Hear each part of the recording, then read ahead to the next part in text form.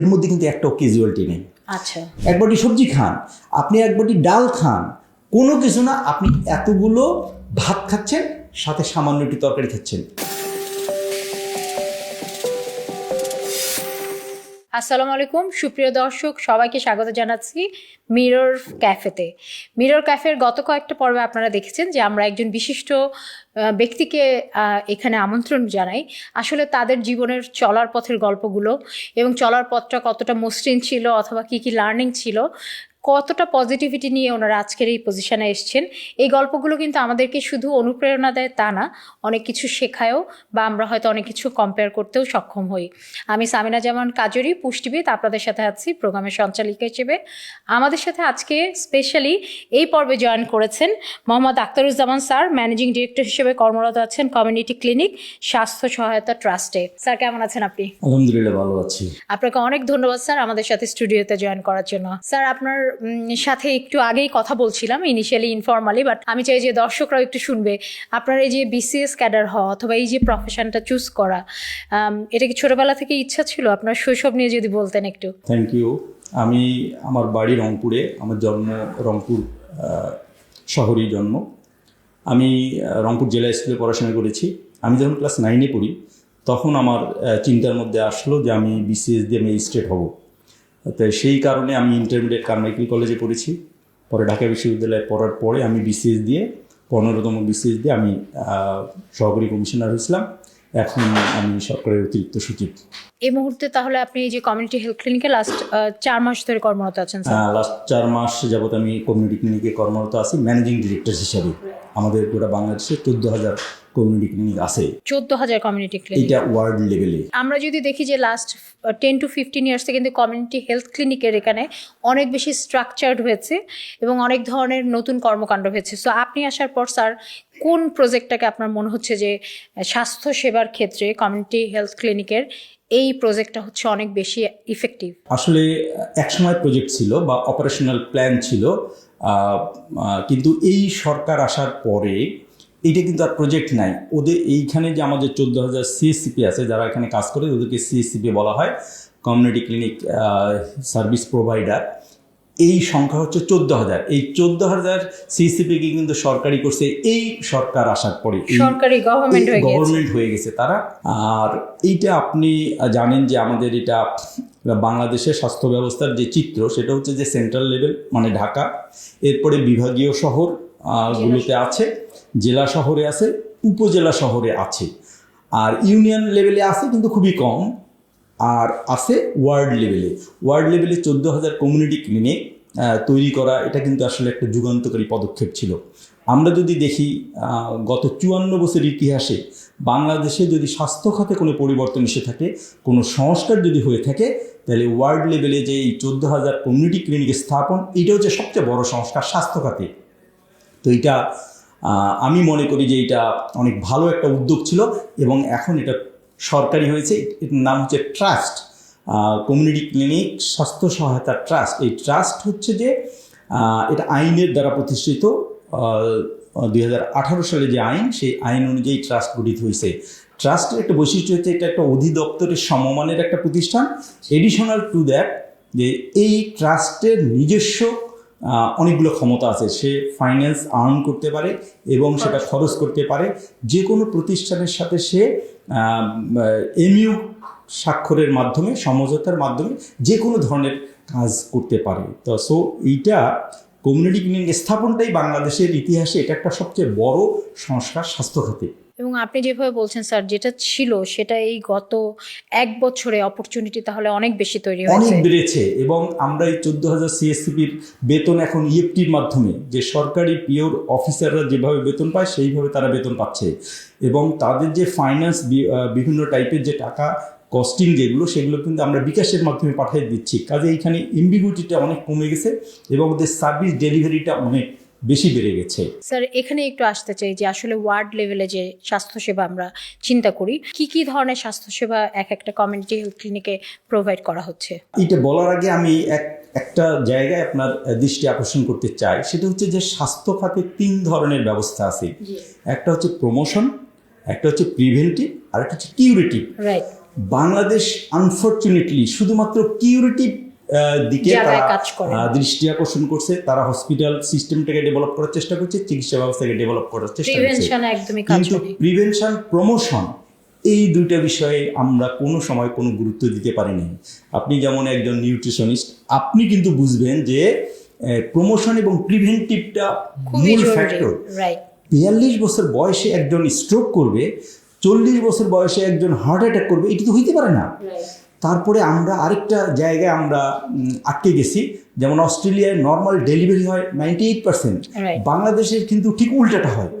আমার একটা তরতাজা মহিলা সে বাচ্চা জন্ম দিবে, এটা হচ্ছে ন্যাচারাল একটা ব্যাপার। কেন একটা তরতাজা মহিলা সারা জীবনের জন্য পঙ্গু হয়ে যাবে এই সিজার করার কারণে? এটা তো হতে পারে না। এই বিষয়গুলোতে আমরা কিন্তু কখনো গুরুত্ব দেইনি।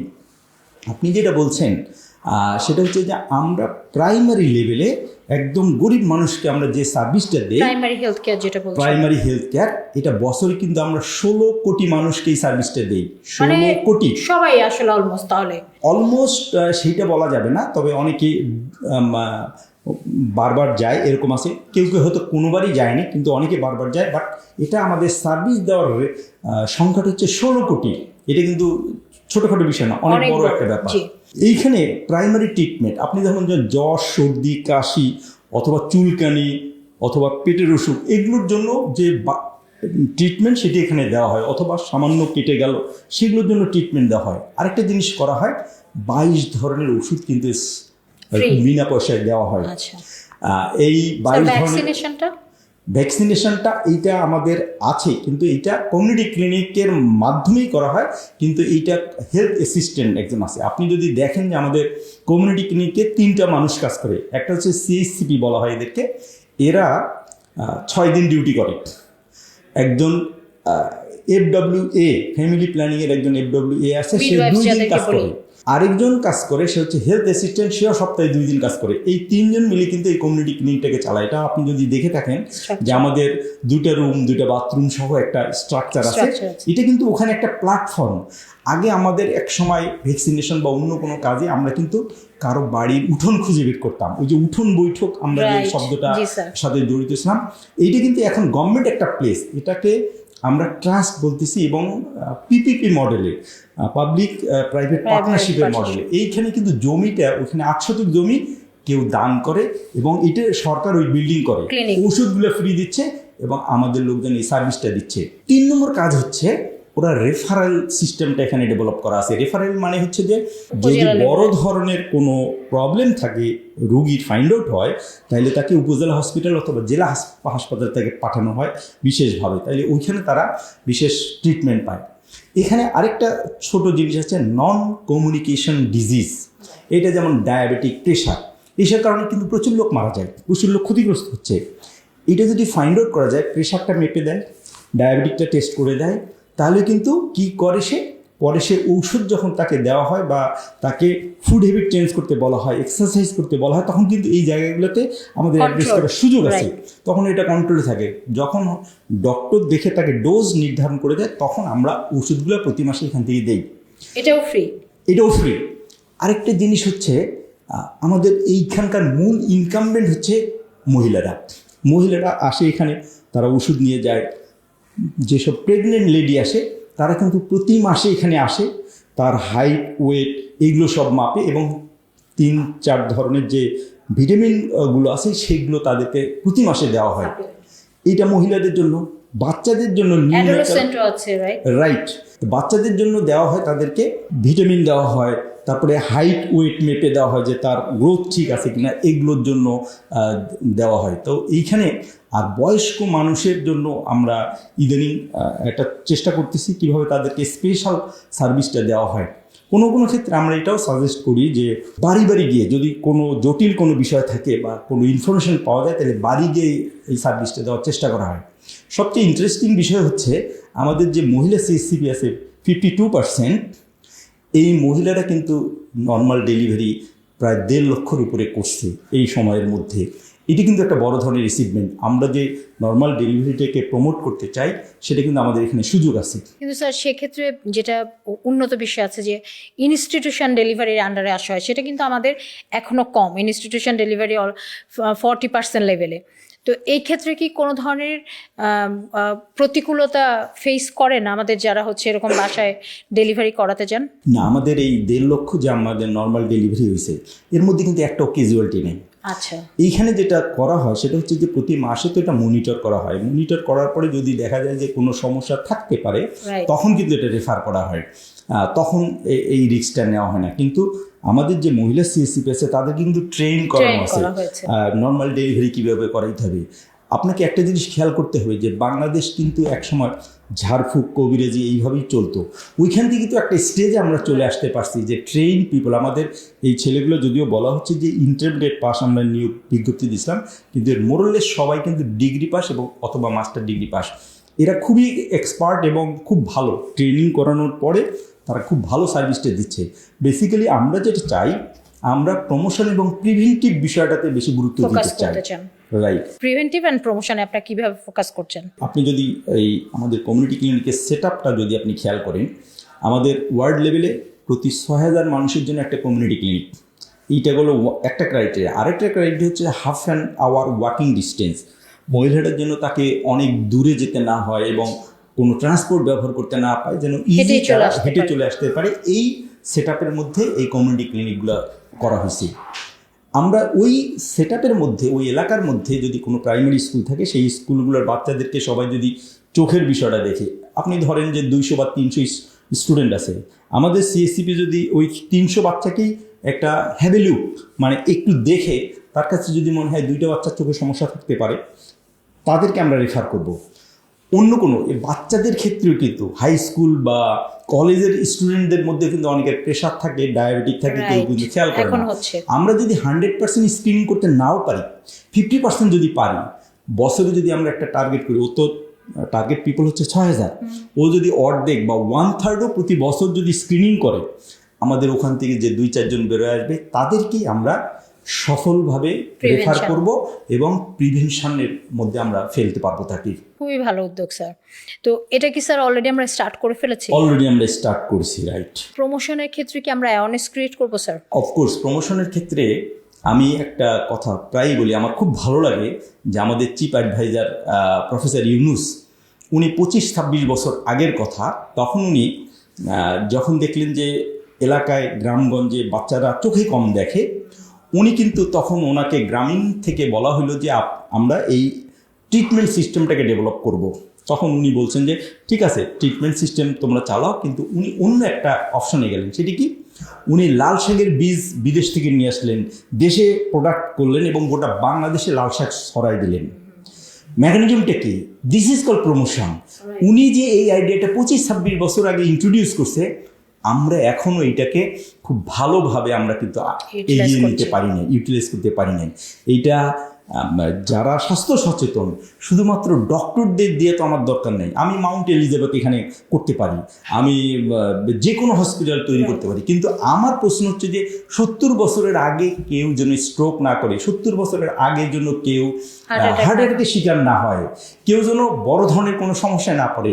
তার আগেই তাকে আমি ফাইন্ড আউট করে তাকে যদি মিটিগেট আমরা করতে পারি, কিভাবে?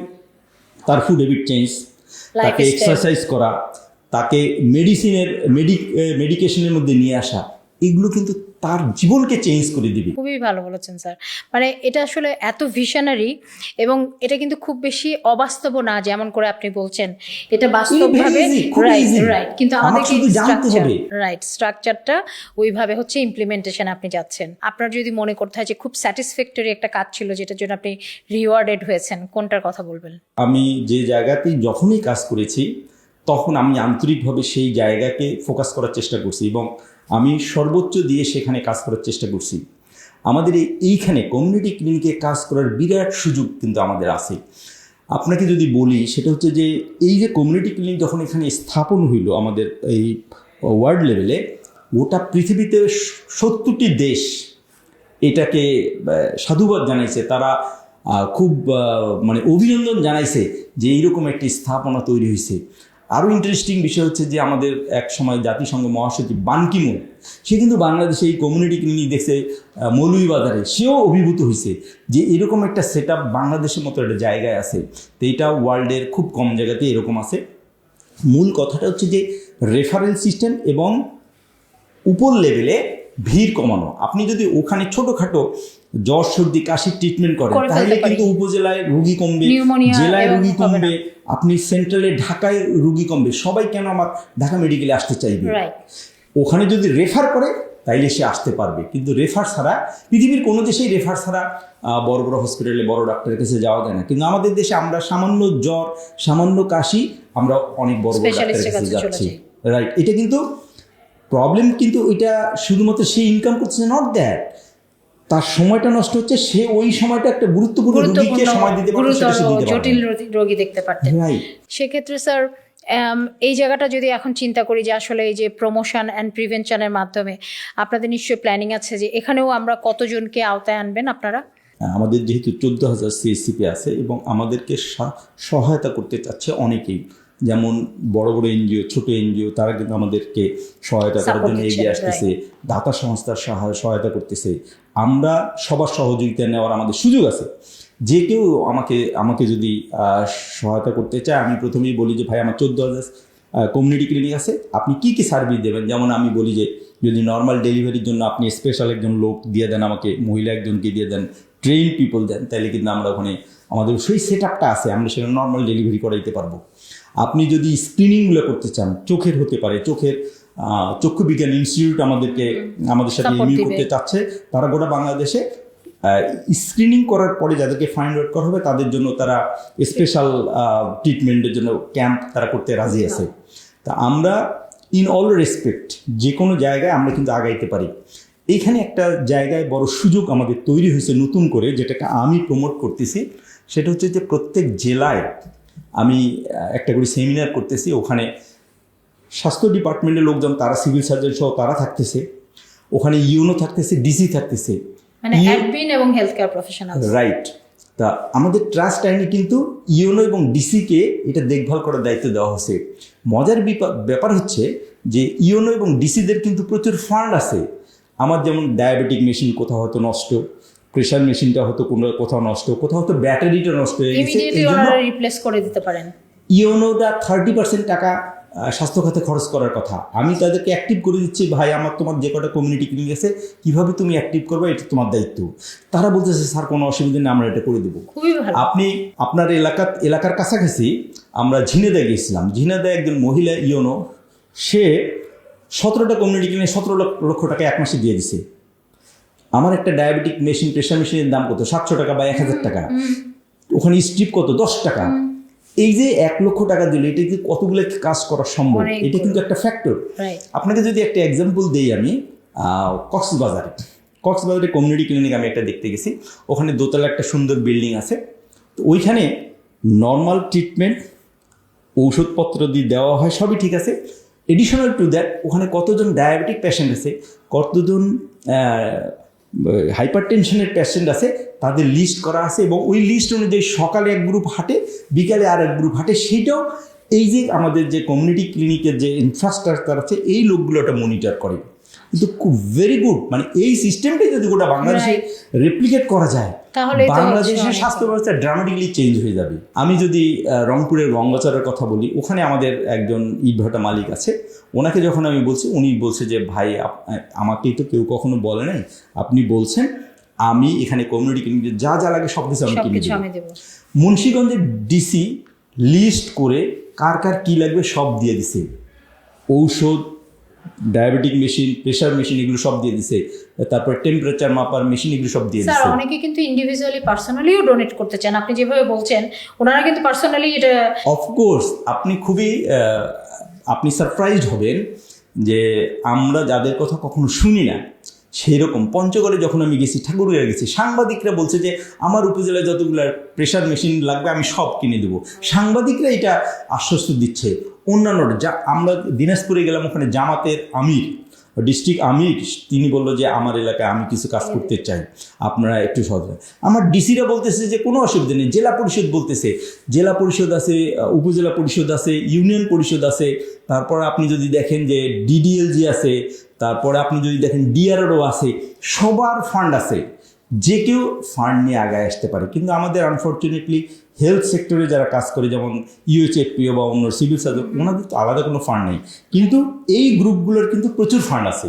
সো দ্যাট এখানে সে রাস্তা করে দিতে পারে, সে বিল্ডিং রং করে দিতে পারে, চতুর্দিকে ফেন্সিং দিয়ে দিতে পারে, ফ্যান লাইট এগুলো কিনে দিতে পারে, ইকুইপমেন্টও কিনে দিতে পারে।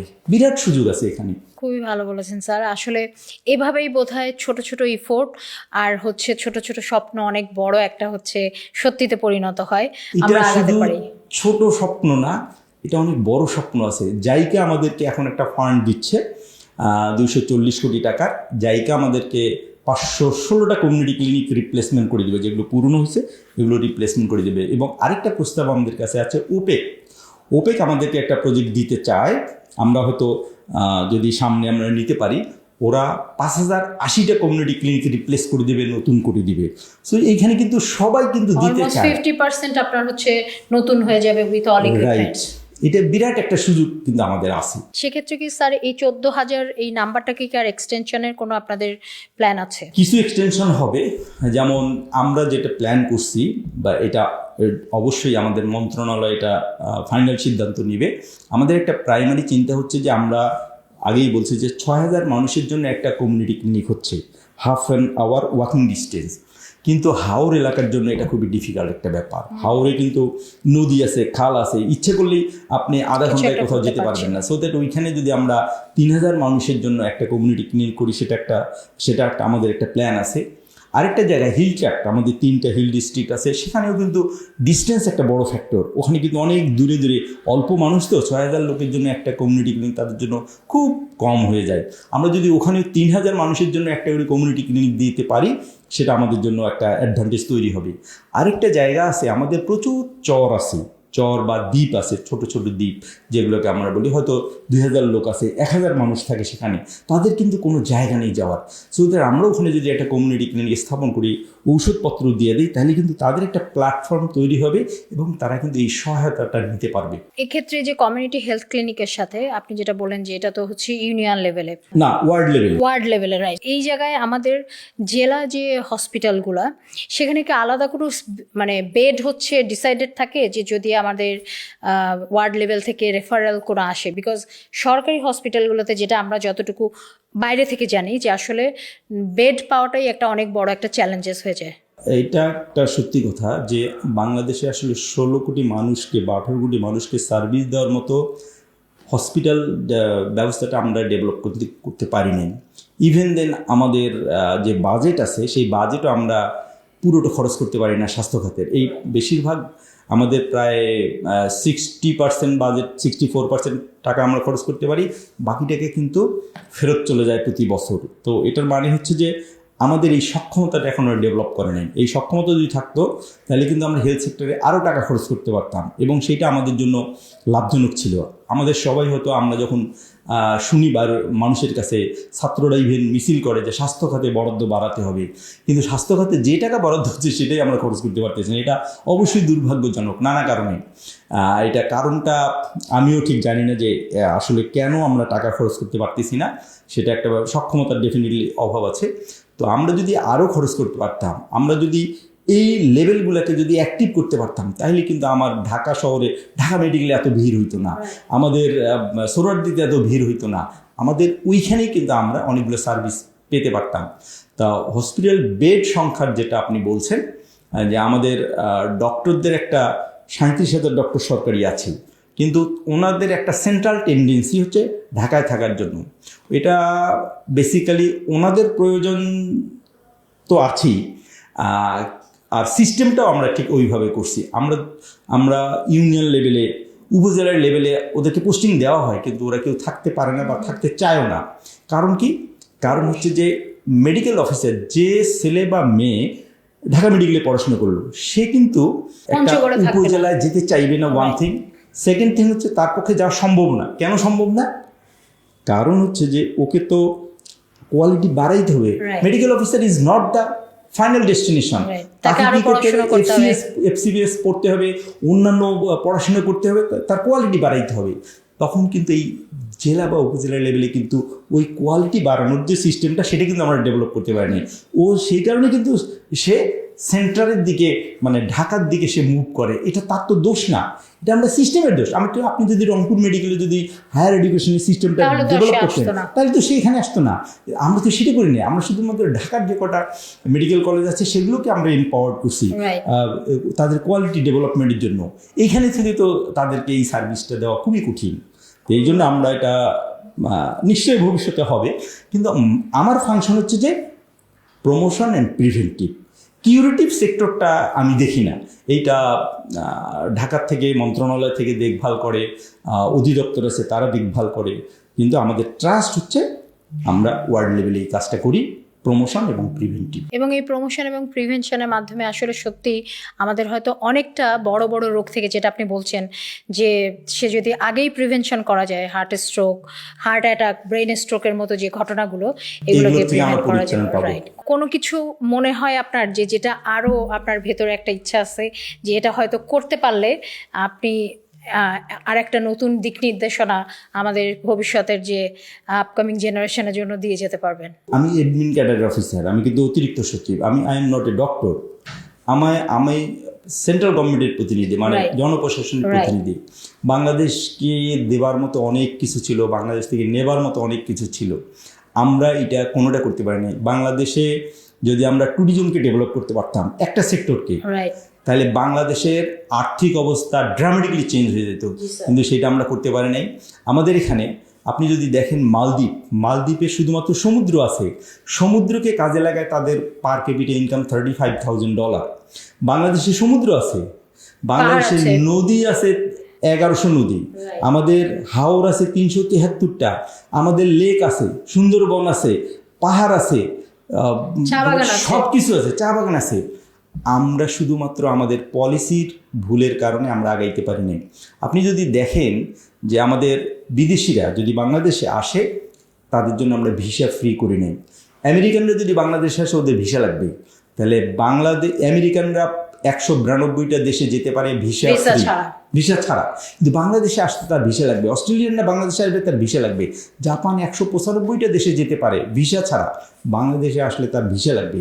এই যে রেস্ট্রিকশনটা আমরা দিয়ে রাখছি, এটা আমাদের ডেভেলপমেন্টের জন্য একটা বড় অন্তরায়। আরেকটা জিনিস হচ্ছে যে আমাদের যে কোনো কারণেই হোক অ্যালকোহল আমরা ফ্রি করতে পারি নাই। পৃথিবীর সব দেশে কিন্তু অ্যালকোহল ফ্রি করে দেওয়া আছে, Right. কিন্তু আমরা কেন করতে পারি না আমরা জানি না। মানে মুসলিম কান্ট্রি হিসেবে আমার দেশের রেসিডেন্টের জন্য একরকম হবে, বাট যারা বাইরের পর্যটক আসবে তাদের জন্য মালয়েশিয়া different. মুসলিম কান্ট্রি Right. এবং ইন্দোনেশিয়া মুসলিম কান্ট্রি, মালদ্বীপ মুসলিম কান্ট্রি, সবাই তো অ্যালকোহল ইউজ করে। তারা একটা সিস্টেম ডেভেলপ করছে, কিন্তু আমরা এই সিস্টেমটা করতে পারিনি। যে কারণে আমাদের যদি অ্যালকোহল এবং যদি আমরা সেফ একটা পর্যটন আমরা একটা করতে পারতাম ভিসা ফ্রি, তাহলে বাংলাদেশে ড্রামাটিক্যালি চেঞ্জ হয়ে যেত। এখানে সুযোগ ছিল 121 kilometre longest beach in the world, সেইটাকে আমরা কোনো কাজে লাগাইতে পারি না। অথচ থাইল্যান্ড কিন্তু পাতাইয়া মাত্র 3-4 কিলোমিটার, এইখানে 1000 কোটি টাকা পার ডে ট্রানজ্যাকশন হয়, আমাদের কক্সবাজারে হয় না।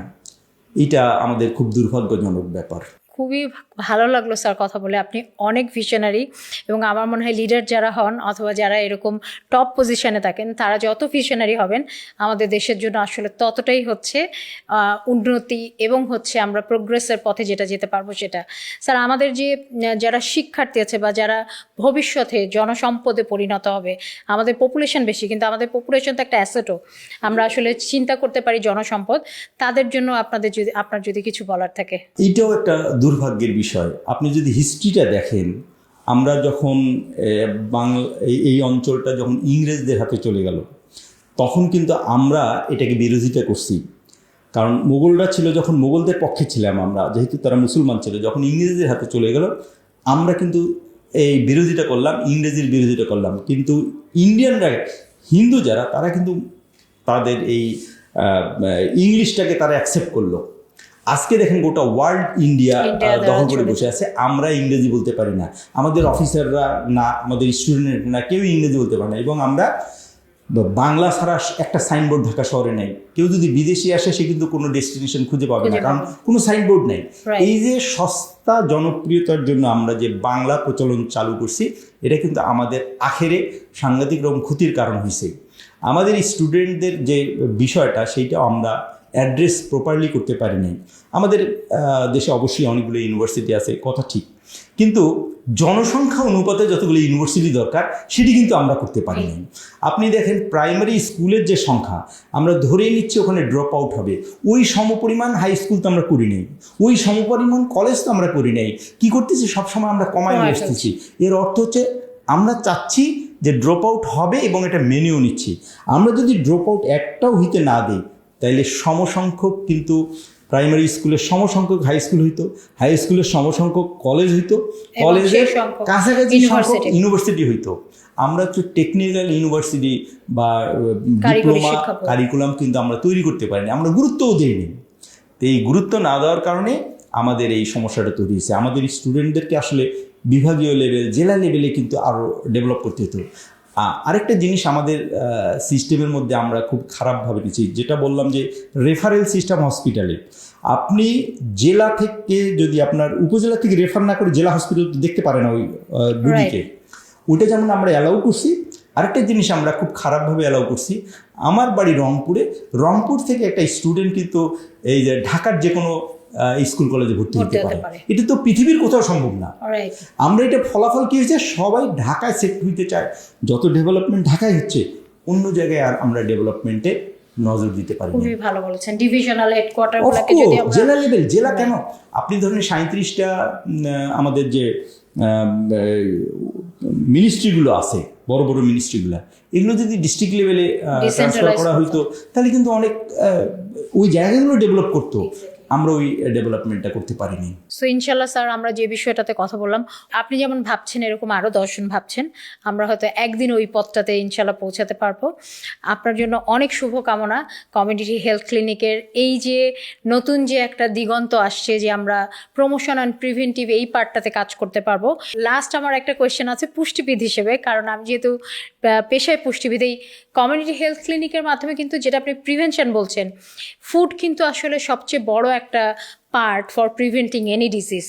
আমার ন্যাচারাল ইমিউনিটি তৈরি করা থেকে শুরু করে আমার প্রতিদিনের যে ব্যালেন্সড মিল কিন্তু আমাকে সুস্থ জীবনযাত্রার জন্য সহায়তা করতে পারে। সেক্ষেত্রে স্যার, কমিউনিটি হেলথে আপনি এই পুষ্টিবিদদের এই পেশাটাকে কিভাবে দেখছেন, বা তাদের আসলে ইনক্লুড করা দরকার আছে কিনা, কি মনে করছেন? আমি মনে করি যে এটা খুব রিলেভেন্ট, কিন্তু অনেকেই সেটা হয়তো মনে করে না। আপনি দেখেন আমাদের বাংলাদেশ খুব সুন্দর একটা দেশ, খুব ভালো একটা দেশ। এখানে 43% ওয়েটল্যান্ড আছে।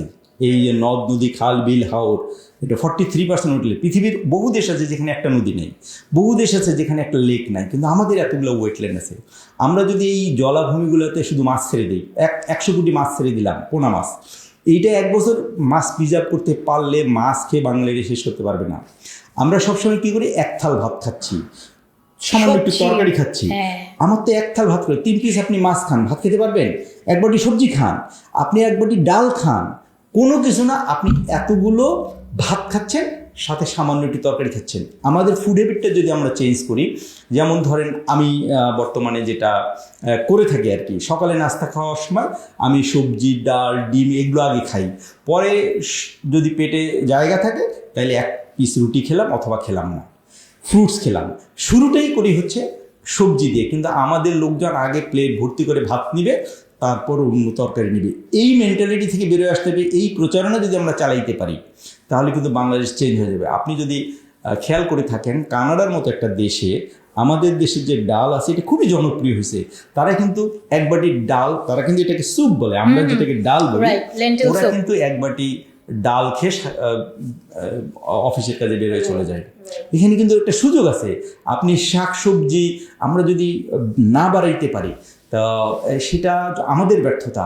খুব কষ্ট লাগে আমার যখন দেখি যে ঔষধি সবজি, আদা রসুন পেঁয়াজ কাঁচামরিচ এগুলো আমরা ইন্ডিয়ার থেকে আমদানি করি, অথচ আদা কিন্তু আপনি যে এইখানে যে একদম ছায়া একটা জায়গা আছে, এখানে আপনি আদা চাষ করতে পারবেন।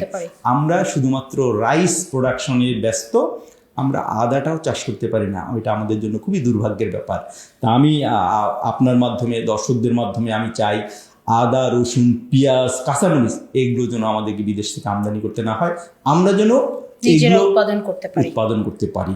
অনেক ধন্যবাদ স্যার, অনেক বেশি সময় দেওয়ার জন্য।